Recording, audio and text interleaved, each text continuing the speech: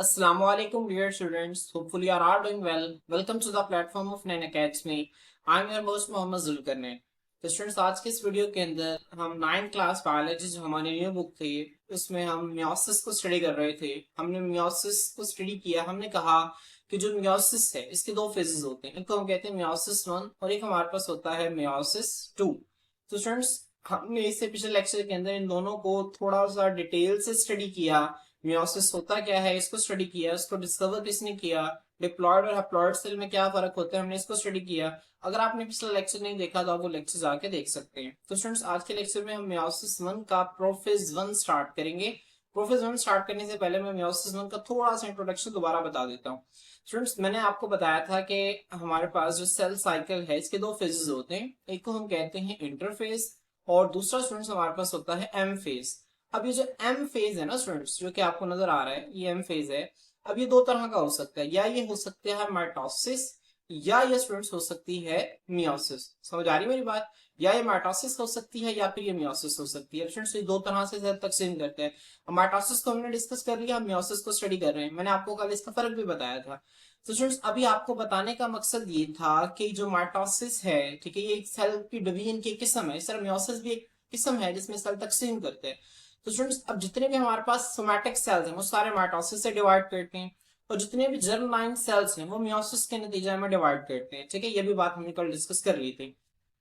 Meiosis के दो phases होते हैं, एक को हम कहते हैं मियोसिस 1, एक को हम कहते हैं मियोसिस 2। स्टूडेंट्स ये भी हमने कल बार डिस्कस कर ली थी। स्टूडेंट्स यहाँ पे इसको बताने का मकसद क्या है? मकसद ये है स्टूडेंट्स कि आप लोगों को बताया जाए कि जब एक सेल जो है, जब ये माइटोसिस या मियोसिस इन दोनों में से किसी भी एक प्रोसेस के अंदर एंटर होता है तो स्टूडेंट्स वो अपनी इंटरफेस को मुकम्मल कर लेता है। मतलब एम फेज के अंदर एक सेल जो है वो तब दाखिल होता है जब वो अपने आप को डिवीजन के लिए, अपने आप को तकसीम करने के लिए मुकम्मल तौर पर तैयार हो जाता है। और तैयार होने के लिए वो क्या करता है, वो G1 फेज से गुजरता है, वो एस फेज से गुजरता है, वो G2 फेज से गुजरता है। ठीक है, तो ये सारे क्या है, इंटरफेज के तो हिस्से हैं सारे। तो स्टूडेंट्स यहाँ पर बताने का मकसद आप लोगों को ये है कि जब एक सेल मियोसिस के अंदर एंटर होगा तो वो अपना इंटरफेस मुकम्मल कर लेगा। ठीक है, वो अपना इंटरफेस मुकम्मल कर लेगा। मतलब क्या, इंटरफेस में G1 फेज में क्या करेगा, वो प्रोटीन्स की प्रोडक्शन को बढ़ा देगा अपनी। ठीक है, उसके अंदर प्रोटीन ज्यादा होंगी, ऑर्गेनालिस की प्रोडक्शन ज्यादा हुई होगी, उसके सेल का साइज ज्यादा हुआ होगा।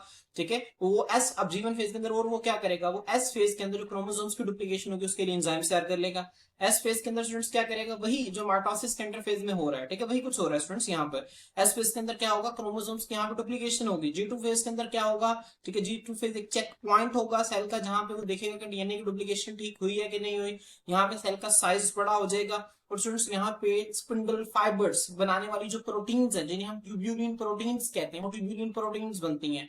तो आप लोगों ने इनको जहन में रखना है। ठीक है, दोस्तों जब मियोसिस 1 के अंदर जब सेल दाखिल होगा तो उसका इंटरफेस मुकम्मल हुआ होगा, सारे प्रोसेस उसके अंदर मुकम्मल होंगे।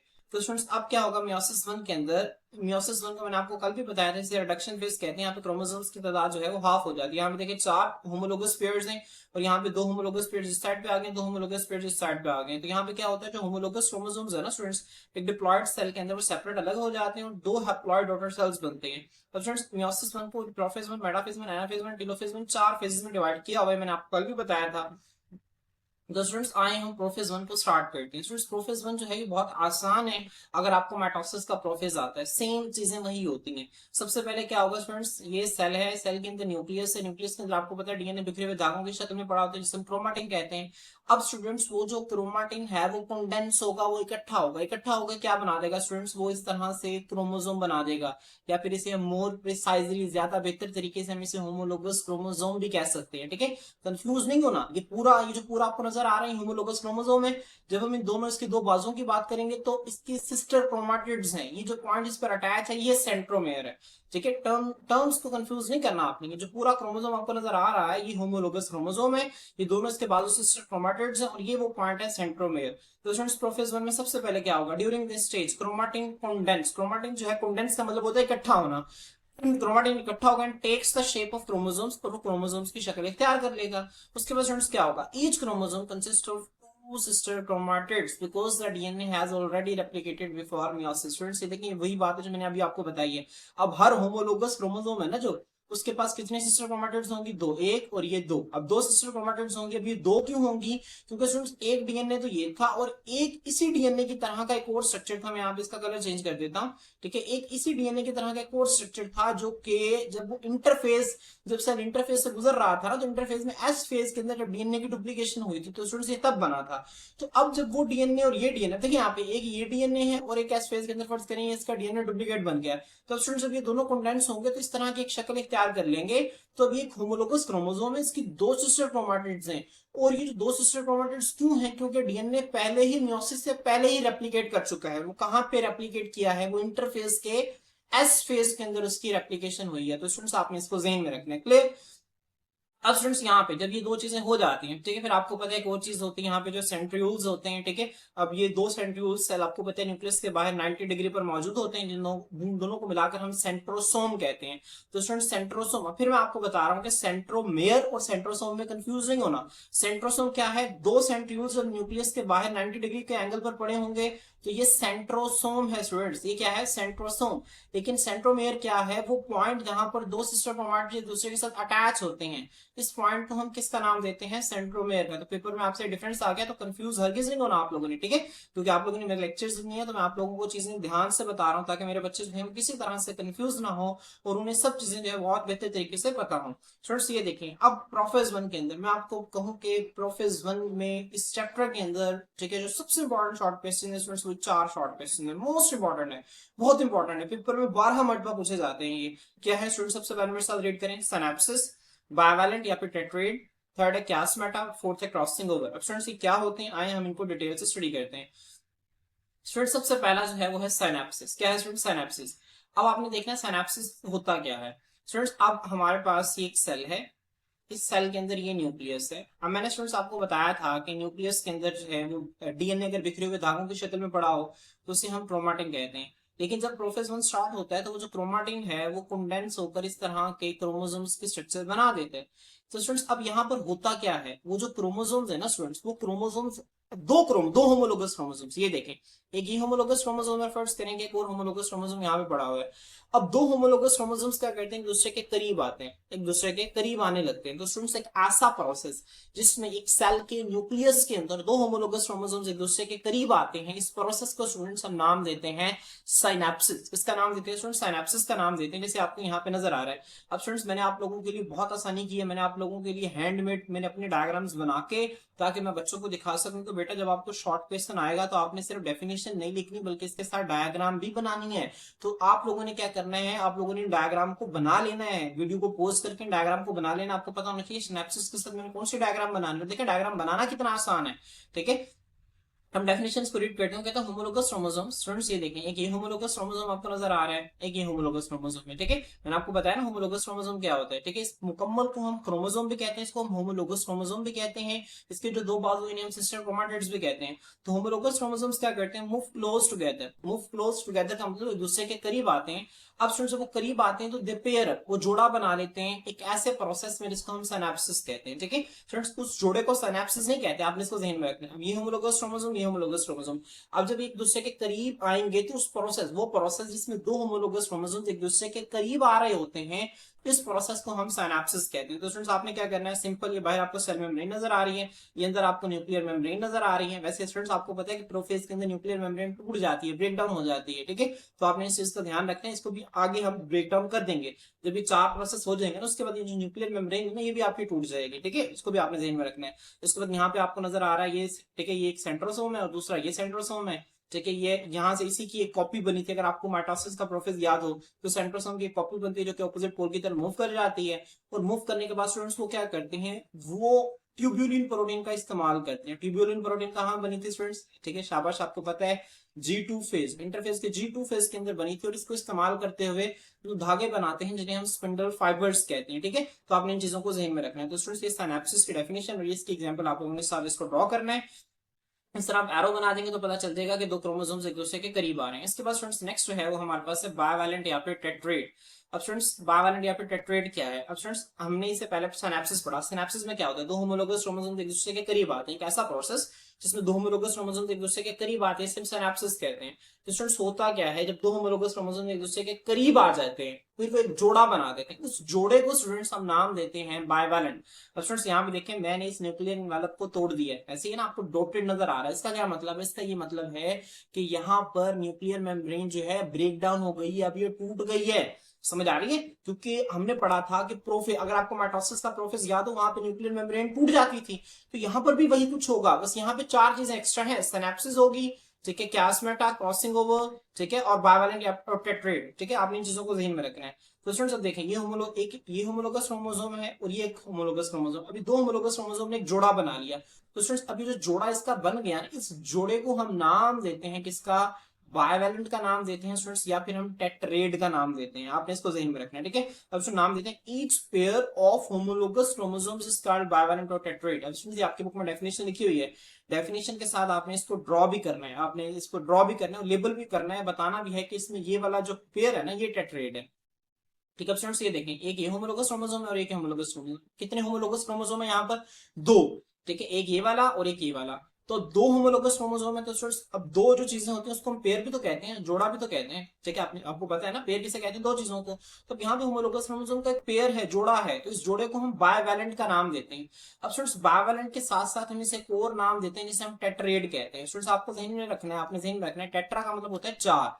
अब जब आप देखेंगे ना कि एक होमोलोगस क्रोमोसोम जो है, इसका जो पेयर है, देखिए यहाँ पर एक होमोलोगस क्रोमोसोम ये है और एक होमोलोगस क्रोमोसोम जो है स्टूडेंट्स वो ये है। अब इसमें देखिए कितने क्रोमाटिड्स हैं? एक और ये दो, दो क्रोमाटिड्स इसके पास हैं, तीन और चार, चार क्रोमाटिड्स है ना एक पेयर के पास। अब स्टूडेंट्स चूंकि एक बाइवेलेंट के अंदर चार क्रोमाटिड्स होते हैं, मेरी बात समझ में आ रही है? चूंकि एक बाइवेलेंट के अंदर चार क्रोमाटिड्स होते हैं, इसी वजह से एक बाइवेलेंट को हम टेट्राएड का नाम भी देते हैं। तो ये मोस्ट इंपॉर्टेंट है, आपने इसको ज़हन में रखना है, ठीक है। जब आपसे पूछा जाए, वो आपसे पूछ सकते हैं कि बताएं बाइवेलेंट को हम टेट्राएड क्यों कहते हैं? बाय का मतलब तो होता है ना दो, यहाँ पे आपको पता चल रहा है दो है, ठीक है, दो होमोलोगस क्रोमोसोम है, तो इसी वजह से हम इसे बाइवेलेंट कह रहे हैं। अब एक बाइवेलेंट के अंदर चार क्रोमाटिड्स होते हैं, ठीक है। देखिए एक दो, दो इसके और दो इसके, तो इसी वजह से हम इसे टेट्राएड का नाम देते हैं। स्टूडेंट्स आपने क्या करना है, इसी के साथ ये डायग्राम भी बनानी बहुत आसान है। आपने सेल मेम्ब्रेन के अंदर सेंट्रोसोम का पेयर और यहाँ से स्पिंडल फाइबर्स बनाने हैं, न्यूक्लियर मेम्ब्रेन को डॉटेड बनाना है ताकि पता चले कि ये टूट रही है। और यहाँ पे स्टूडेंट्स आप लोगों ने क्या करना है, यहाँ पे पेयर बना देने जो कि आपको शो करेगा कि ये बाइवेलेंट और टेट्राएड है। इसके बाद स्टूडेंट्स नेक्स्ट क्या है? स्टूडेंट्स नेक्स्ट हमारे पास है क्लास्मेटा। क्या है स्टूडेंट्स? क्लास्मेटा। क्लास्मेटा में क्या होता है स्टूडेंट्स? ये मोस्ट इंपॉर्टेंट शॉर्ट क्वेश्चन है, मैंने आपको बताया चार। अब यहाँ पे होता क्या है? अब स्टूडेंट्स पहले ये होता था, दो होमोलोगस क्रोमोसोम है ना जो एक दूसरे के करीब आ रहे थे, ठीक है, उससे सिनेप्सिस कहते थे। अब जब वो करीब आ गए तो उन्होंने एक जोड़ा बना दिया। जोड़े को हम स्टूडेंट्स किसका नाम देते हैं? उस जोड़े को हम नाम देते थे बाइवेलेंट या फिर टेट्राएड का। तो स्टूडेंट्स अब होता क्या है, जब वो जोड़ा एक दूसरे के करीब आ जाते हैं ना, फिर वो क्या करता है स्टूडेंट्स, आप ये समझे, फिर वो ना अपने क्रोमाटिड्स को मिलाना शुरू करता है। ठीक है, मैं आपको यहाँ पे डायग्राम में दिखाता हूँ स्टूडेंट्स, ये देखें, एक ये क्रोमोसोम है, ठीक है, मैं इसका कलर चेंज कर लेता हूँ, ठीक है, ताकि आप लोगों को समझने में आसानी रहे। और स्टूडेंट्स एक ये क्रोमोसोम है। अब स्टूडेंट जब एक बाइवेलेंट है, स्टूडेंट जब ये बाइवेलेंट बन गया ना, तो होता क्या है, ये जो बाजू है ना, ये अपना बाजू इसके साथ मिलाते हैं और ये अपना बाजू इसके साथ मिलाता है, ठीक है। मैं आपको यहाँ पे अगर डायग्राम में इस तरह से दिखाऊं, हमारे पास एक ये क्रोमोसोम है स्टूडेंट्स, ठीक है, एक ये क्रोमोसोम है, और मैं दूसरा दोबारा वही वाला कलर ले लेता हूँ ताकि आप लोगों को समझने में आसानी हो। स्टूडेंट्स एक क्रोमोसोम हमारे पास ये है। अब देखिए स्टूडेंट्स, इसका बाजू और इसका बाजू यहाँ पे मिल गया। तो स्टूडेंट्स आपको पता है कि ये जो दो बाजू है ना, इन दोनों को तो हम कहते हैं सिस्टर क्रोमाटिड्स। क्या कहते हैं? Sister chromatid. अब ये दोनों एक दूसरे के सिस्टर क्रोमाटिड्स हैं। अब ये दोनों भी एक दूसरे के क्या हैं? Sister chromatids. लेकिन बच्चों जब हम इसकी और इसकी बात करेंगे तो ये एक अलग होमोलोगस क्रोमोसोम का हिस्सा है और ये एक अलग है।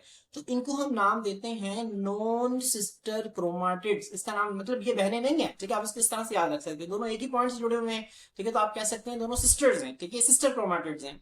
लेकिन ये दोनों भी सिस्टर क्रोमाटिड्स हैं, लेकिन जब इसकी बात होगी और इसकी बात होगी, ये दोनों जो है ना स्टूडेंट, ये सिस्टर क्रोमाटिड्स नहीं है, इनको हम कहते हैं नॉन सिस्टर क्रोमाटिड्स। समझ आ रही है स्टूडेंट्स? तो यहाँ पे होता क्या है, नॉन सिस्टर क्रोमाटिड एक दूसरे के साथ अटैच होते हैं। जब यहाँ पे स्टूडेंट्स अटैच होते हैं तो एक्स शेप बनता है। देखिए यहाँ पे आपको नजर आ रहा है, ये एक्स शेप बन रहा है ना, आप देख सकते हैं ये एक्स शेप बन रहा है इस तरह से। तो स्टूडेंट्स ये जो पॉइंट ऑफ अटैचमेंट है ना नॉन सिस्टर क्रोमाटिड्स का, जो कि एक्स शेप बना रहा है, इस पॉइंट ऑफ अटैचमेंट को हम क्लास्मेटा का नाम देते हैं। स्टूडेंट्स इसको रीड करते हैं, डेफिनेशन को कहते हैं non sister chromatids of homologous chromosome. तो बच्चों समझ आ गया ना, non sister chromatids of homologous chromosome से क्या मुराद है? ये टॉपिक बहुत ही कंफ्यूजिंग करता है बच्चों को, बहुत मुश्किल लगता है बच्चों को, लेकिन मैंने आप लोगों के लिए बहुत आसान बना दिया इसे। ठीक है, इन दोनों को हम सिस्टर क्रोमाटिड्स कहते हैं, लेकिन ये दोनों एक दूसरे के नॉन सिस्टर क्रोमाटिड्स हैं। तो होमोलोगस क्रोमोसोम्स की ये जो नॉन सिस्टर क्रोमाटिड्स हैं, जब ये एक दूसरे के साथ अटैच हो जाते हैं, ठीक है स्टूडेंट्स, यहाँ पे देखें नॉन सिस्टर क्रोमाटिड्स, तो homologous chromosome become zipped. Zip में भी यही होता है ना, जिप में क्या होता है, ठीक, दो साइड्स होती हैं, जब जिप को बंद करते हैं तो दोनों साइड एक दूसरे के अंदर धंसना शुरू हो जाती है। ठीक है, तो स्टूडेंट्स यहाँ पे भी यही हो रहा है, दोनों साइड्स मिल रही हैं जिप टुगेदर, ठीक है, वो आपस में इस तरह से मिल जाती हैं। जिप का मतलब क्या होता है, मिलना। जिप यही होती है ना, दोनों चीजों को मिला देती है।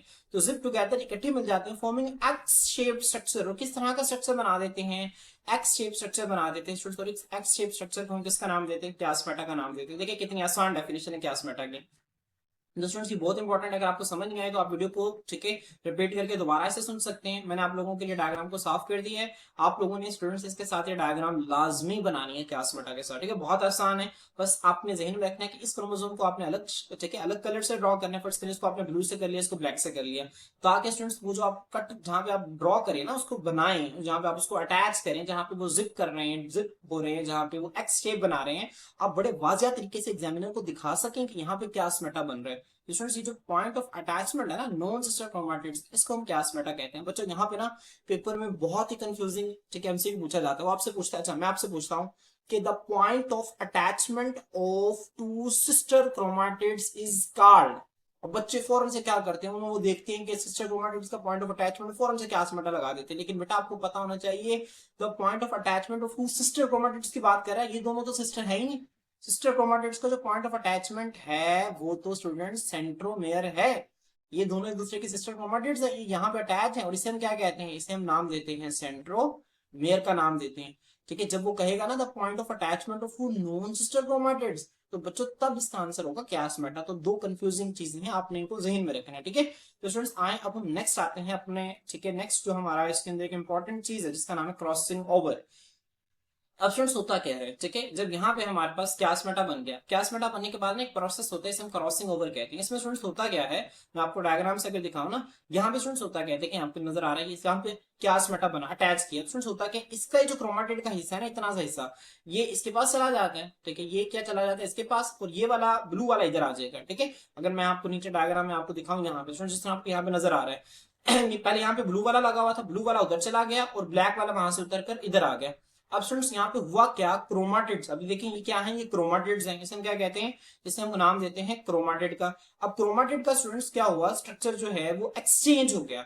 इस वाले होमोलोगस क्रोमोसोम का आधा क्रोमाटिड इसके पास चला गया, और इस वाले होमोलोगस क्रोमोसोम का क्रोमाटिड इसके पास आ गया।